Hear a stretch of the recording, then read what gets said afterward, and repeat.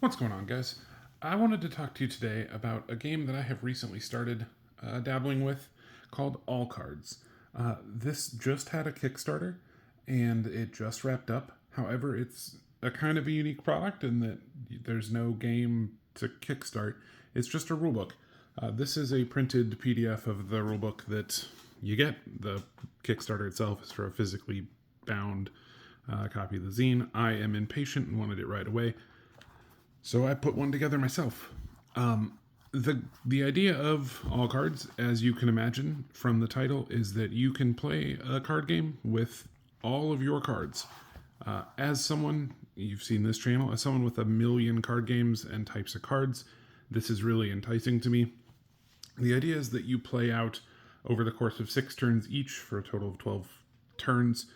You play through kind of a movie, if you will. The turns are called scenes, and you are working with and against your opponent to tell a story using the cards that you're putting into play. Each card that you play, you have to kind of describe what it does and how it interacts with the board. And then by the end of the game, there's a scoring system where you get points for like how many characters you have, if you have your like special item, whatever that you brought, etc. The game has been, it just is really fascinating to me. And I think it's really well put together. I had some friends over the weekend to host a draft night. We did like a little 8-man pod, and I just bought a bunch of like random movie booster packs for like old trading cards online. We had some left over, like some Pocahontas, some Star Trek, these Easter cards, some more Star Trek, Miller's champagne of collectible cards. It just like it all works together. Highborn Gates, Austin Powers was a big hit. There's some Desert Storm cards. It all just kind of, you could just kind of pull your packs and build a deck. So we all got 4 packs each of various random stuff, and then we built decks. And it was an absolutely great time. Honestly, it was some of the most fun I've had playing cards in like actual years.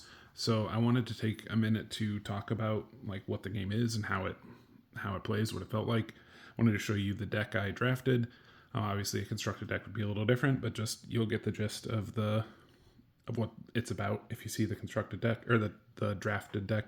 And then I just want to show you a couple of other cards that I've like chased down or just found digging through bulk looking for interesting stuff to use. So getting right into the like rule book, I'm not going to go over this too much because like you can just see this later, but it's it's really well put together. It's super clear, concise. It tells you what to do and how to play. The rules are pretty simple. There's a couple of card types. There are that's the stuff I'd kind of like to show off first. So when you build a deck, you get up to 8 characters in your deck. Characters can be like literally anything. They can be the sexiest president, Chester A. Arthur. They could be the 1990 Chicago Bulls. They could be Bulk and Skull from the Power Rangers. It could be anything. And you work together. Here it says like Mario and Luigi or the Cubs. You have to have at least 8 of these in a deck. You have up some settings. They're like locations. They tell where we're at for the scene. You get to draw an extra card on your turn if your setting is in play. If yours gets removed, any guys that are there leave with it. It's like we went to a different scene, so those characters aren't in the next scene. You can have up to 5 of these in a deck.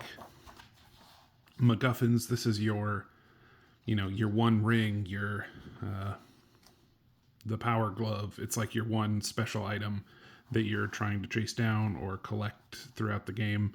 It could be anything, Thor's hammer, a Ferrari, Garfield's lasagna. It could be whatever you want. You get 1 of these in a deck, and then actions, you can have up to 5 of these. These are just cards to make characters do stuff.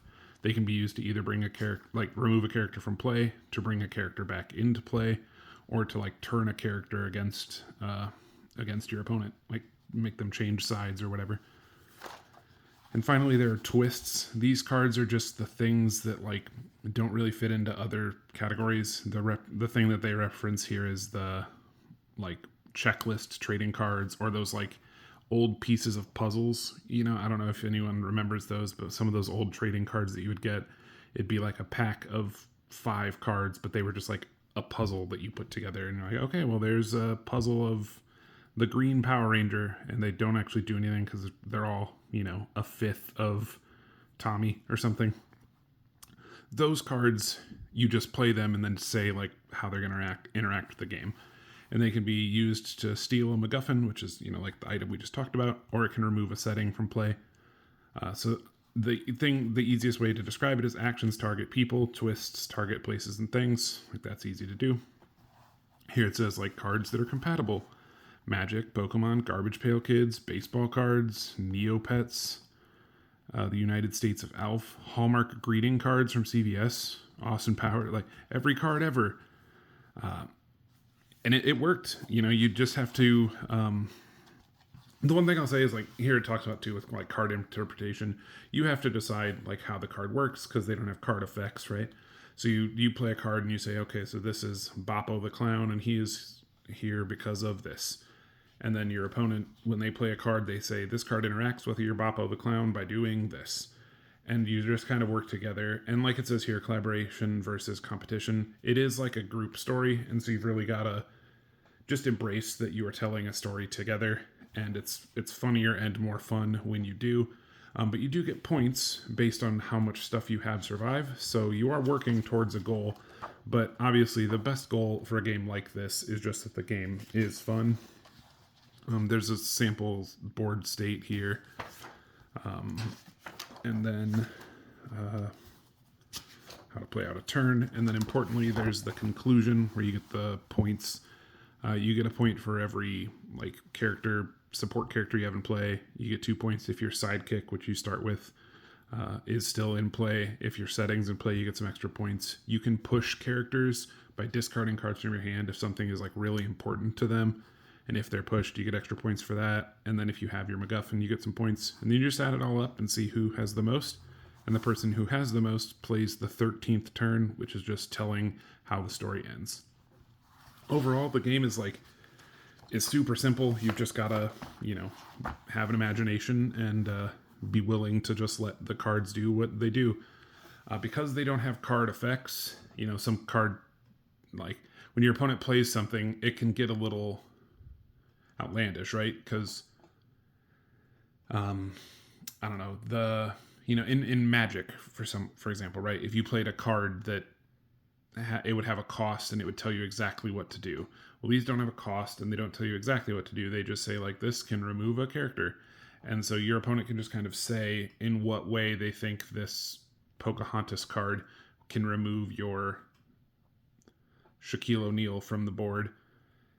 And like, you just have to kind of let it happen, right? Because as long as they can describe how that interacts and works with the story, that is what the card does. Because, they decide what the card does.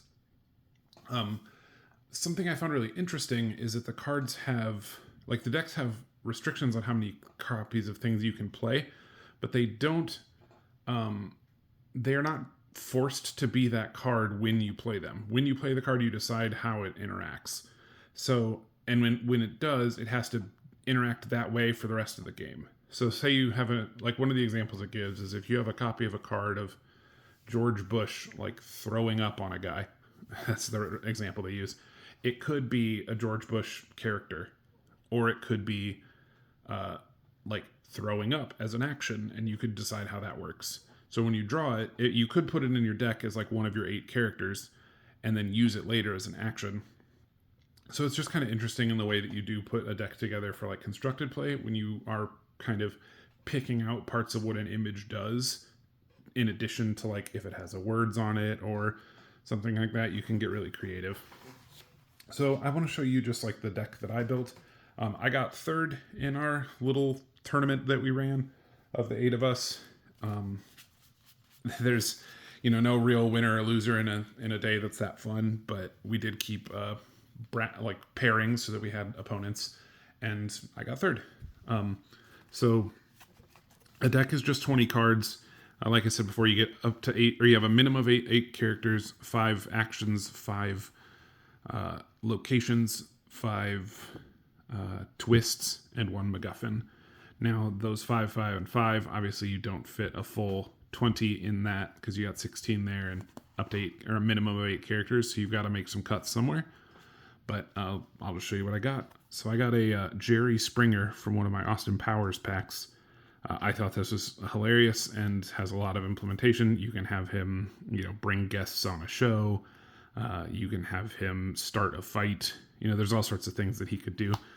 The first game that I played, for example, Jerry Springer.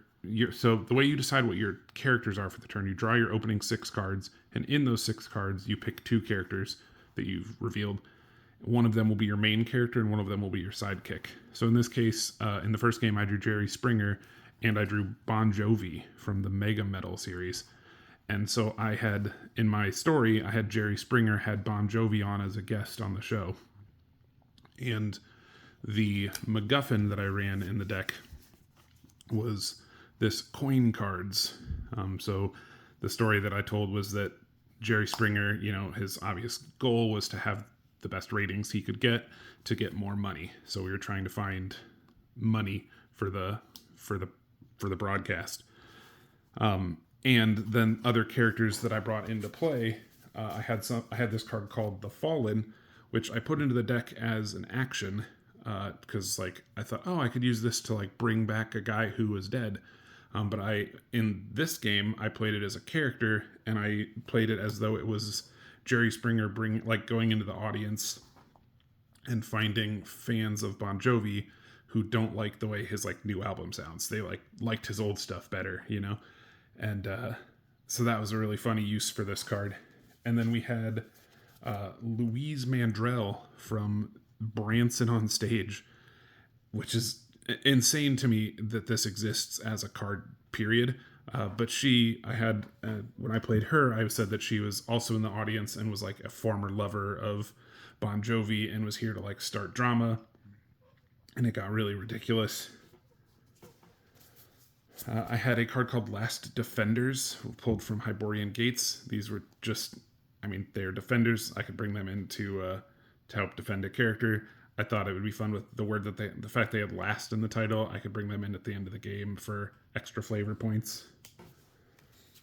I got the cast of a Full House, from Full House. It says Full House here, from this series called Laughs, which has a couple of different shows in it. This was really funny. I used it in one game where I had my next character, the Terminator, which was great. And I had, in this game, it was the Terminator and Louise Mandrell, and she was my main character, and I said she had hired the Terminator as a bodyguard to help her get to her next show so that she could make more money. And we stopped along the way at a place called the U.S. Naval Academy, which is one of the locations that I ran.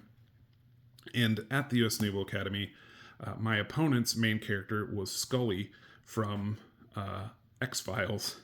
And so they said that the story for them was that they thought that the Terminator was a totally normal guy, but they thought Louise was an alien, and so they were after her. So when we got here, they had a robot we had to fight, which was another mech card that they had drawn.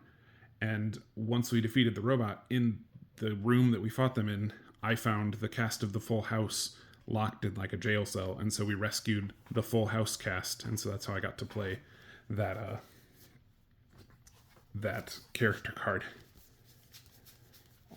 I had OB, this dog from a series of Iditarod sled race trading cards. I thought he was just a fun dog and good to have as a friend to bring along for the ride. And lastly, I had the White Lady, which, everyone needs a Karen in their deck. You can get a lot done with a strongly worded Karen, so that made a lot of sense to me to have. Those were the characters that I drafted. I drafted obviously more, but those ones were the funniest to me. For locations, I did show you the U.S. Naval Academy. I also had a card called the Dive Mech Capybot, which is from Battle Spirits Saga. And I used this in the Jerry Springer story as I played this as my final location to end my last turn before the game ended. the tent we were in for recording this show burned down because of a fire card that someone played, and so I escaped on my submarine out the back, and that was my way of getting out. And then I had the Desperado Gulch from Five Goes West, which I thought was just funny and a good place to have characters hide out or any kind of thing like that. Action-wise, I had a card called Peace Offering, which made a lot of sense to me to bring a character my opponent has to my side. I had this this guy just getting like burned up. I don't know exactly what's going on in the shot. It's from a comic series that I unfortunately have not read, but I was like, oh, this is a great card to like. I can just say a guy got like hit by a spell or whatever. In one case I used this card to burn down the tent we were in. I said that one of the crazy ex fans was, because it was still the 80s, was smoking inside, and his cigarette like lit the tent on fire. Action wise, I had this card called Our First Ancestor 2, which I used to bring someone back into play. And I had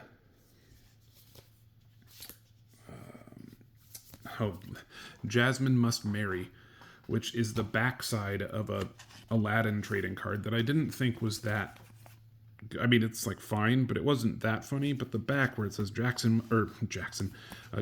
Must Marry was pretty helpful, actually. I used this as a card to say that a character was like drawn to another one, and to use it to take control of one of my opponent's characters. And then I had 3 twists. One of them was the rule pamphlet, or not rule pamphlet, the instruction pamphlet that came with a Hunchback of Notre Dame pack that told you how to build the little figurines that it had. And so that was one of my cards for moving a location. I had the Power Rangers Checklist Series 2, which is another just twist. Again, these don't have to be anything specific. They just are like the odd man out cards, and they just make sense when you describe what they do. And finally, this one did make sense. It was from a series that some of you might recall called The Guild, where it was like a live action show, but then they played like a RPG online. And this side it says Jacked Squared, but I was like, okay, that's fine. But the back side, it said, man, these jacks back here are all jacked. And I used it as a way to remove a location, and it made a lot of sense when I had like Jerry Springer and Bon Jovi in play. I could say that like the sound guy knew that the acoustics in this place were all messed up and the sound system was sucky, and so I used this to like remove the like baseball stadium that we were at in one game. And that was the cards I drafted. As you can see, it's just chaos, and you just let it happen, and it's just hilarious when it does. I played with a lot of my friends that I play like D&D with, so we were all, kind of natural storytellers anyway, so it made a lot of sense there. I think the biggest thing with this game is you just have to like play with people who are willing to just let the game be funny and be cool. And if you do, it works really well at doing what it's supposed to. I've been digging for all kinds of cards for my like personal constructed collection. I like going to card shops and just digging through their like bulk boxes and pulling stuff out. I wanted to show you a couple of the ones that I've found that I'm like really excited about. One of the things I found online was this pack of There Are Aliens Among Us cards, and there's 8 of them in here, and they're just like those old 3D hologram cards. Oh, hello, cat. Goodbye, cat. I thought these were fun, and I thought it was a cool way to just like include an alien in the deck while also highlighting some of that really fun, like classic 90s. They don't do this kind of art style on stuff anymore, so it was neat to see. Speaking of those, I have this Yankee Stadium card with like a 3D hologram from Blockbuster Video, which is awesome. There's a newer Upper Deck series of Halo cards that came out recently, and I thought having a Master Chief would be pretty funny. But the backside of this card I thought was what made it so cool. Because the cards are transparent, the characters are like kind of clear, or they're printed on one side of the card. But in this one, they just wrote active camo on the backside, which I thought was really handy. for a character in this game, I could say that he's Master Chief, or I could say that he, switched on active camo. And I thought that was really fitting. Command Center from Star Wars Unlimited. Doesn't have to be anything specific. I mean, here's another token. It could just be a shield. That could be anything too. But Command Center is really nondescript and could be used for anything, so that made a lot of sense. This Batman Forever Riddler card, Guess Who? Thought it just made a ton of sense as a card to bring back a surprise character from my discard pile. He's back. From One Piece, I found Just Shut Up and Come With Us. Take an opponent's character. Let's Meet Again in the New World. Great. A new bring a character back, because once we switch scenes, all the characters in play leave because we're at a new scene. So it just made a ton of sense, like thematically to the game too, that we're in a new location, we're in a new world. So like I got to bring a guy back. I found a Dragon Ball GT card called Hostage, which, easy to take a character with. I had to have a Michael Jordan. Come on, it's Michael Jordan. Dinner Date is a great way to remove a character or to take control of a character. Totally Lost, easy way to remove a character for play. This is actually the backside of a magic token, which is called Clue, which could be useful too. But the token side of this, Totally Lost, just like, yeah, your character's like wandering in the night and just gets lost and doesn't know how to get home, and now they're gone. This card is art from Galactic Empires, and it's one of the dragons, but I thought this was really neat because it could be both a location or it could be, a big dragon character. You could even have it be like an action or a twist, I guess, to remove a location that like a space dragon found your planet and like destroys it. Just an interesting thing. Jawas of Tatooine, a good character. I love Jawas, so this was a fun character to find. But also, you could play this as an action as a way to like interrupt something an opponent's character is doing. You could say that it like took parts, it stole, like if they have a robot card, like that one opponent I was telling you had a mech. This is a cool way to like take control of the mech because the Jawas are, drunk traders and stuff. Leia comforts Luke. I thought this was a good way to either bring a character back that had like left play, or maybe if one of my characters gets taken, I could say that they, this could bring them back to my side. Unforeseen Incident from the new Gundam card game. It's obviously super obvious title. Good way to kill an opponent's character. Back from the Past. Bring a character back. Call in the Reserves. Again, bring in more characters. Surprise Witness. You can see the theme where like, because the actions can only do a couple of things, right? So just finding interesting ways to find cards that do that is fun. These are from Marvel Superhero Squad Online by Upper Deck from, 2002. Take Captive, for obvious reasons, from the new Star Wars Unlimited. The Power of Love, to take control of an opponent's character or to return one of my characters to play. My character is so driven by love, they can't stay away, so they come back into play. This Pokemon trainer card, Roller Skates, was a fun MacGuffin, I thought, especially because I also found Skaters Park, which could be a great location for the same deck. You could say that you have characters trying to get to the skate park to go skating, so the MacGuffin you need is the roller skates. Shining Armor, just a good MacGuffin. This is like a nice fancy armor you're trying to have and keep. Illegitimate Business from the new Ninja Turtles set. This is both a great location, but also could be used as a way to like remove an opponent's location because it's been, found out that it's an illegitimate business. They get closed up. Could be anything. And then these two, Cemetery Gate, Temple of the False God, just cool names for locations. It's just been fun to like look at cards in a different way where like I don't play the One Piece card game, for example, but digging through these and looking for titles that just do stuff that's relevant to the game has been really, really interesting. Overall, I really love all cards. I think that it's a super cool way to take advantage of a card collection if you have a huge one like I do. And even if you don't, the stuff that you can use to play in it tends to be pretty cheap because it's just everything. It's all of the throwaway movie trading cards from the 80s and 90s and early 2000s that are worth next to nothing most of the time, unless they're, exactly Pokemon. They can be super cheap bulk box finds. And man, like digging through a bulk box of, digging through 10,000 magic cards at the card shop is not a fun thing when you're looking for something specific to like build a magic deck. But now, when you're just like digging through junk bulk that means nothing normally, all of a sudden that one of those cards might be super fun for this game because its title just does something really relevant to the function of a card in this game. And I think that's awesome. Anyway, that's it. We've spent a half hour talking about this.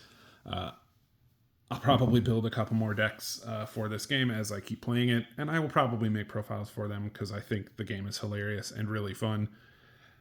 I recommend everyone to check out the Kickstarter. You can still purchase the rule book.